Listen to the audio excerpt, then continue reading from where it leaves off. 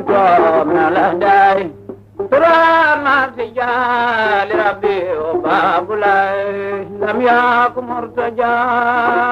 Salaamaaleykum wa rahmatullahi wa barakatuhu. Monsieur Pape Alé Niang, directeur général de la RTS. nuyu naa la Pape Alé Niang tey njukkal te sargal la ndokkeel la man bay jagal dalal jàmm RTS te ñëw làq ndam jubal jub te am jom ñi baax duñ la jam te RTS dafay kër gu yaa teg ca rëy di mbooloo ku koy jiite jub teg ca way te RTS waree fam di jox ñëpp cër di waxtaane luy jur njëriñ fankolor te RTS warul xeeb mbindeef mbaa mu naw ba xañ cër jigéen mbaa te góor mag di ndaw te RTS liggéeyam di war noo xamal di xamlee ko waaraate war noo bégal monsieur Alé Niang doo ko ñuy xoqutal pexem noonu bu jékkul nanguy këpptal monsieur Alé Niang nun liggéey moo nu ñor te 20 ans la nuy toog di muñ aw naqar te waa réew mi kenn dootu laaj bay jagal manoo rek jalooreem yi jar naa njukkal émission reportage ak publicité la nuy boole appel annonce quantité télé rajo xam nañ ne muy mag di ndaw te day indi xaalis bu tax kër gi law monsieur Alé Niang gudd fan teg ca wér amal jàmm ñëw tey jëriñ kenn du mer àllarba 1er mai 2024 Touba Darou Khoudoss Ahmadou Diongue Baye Jagal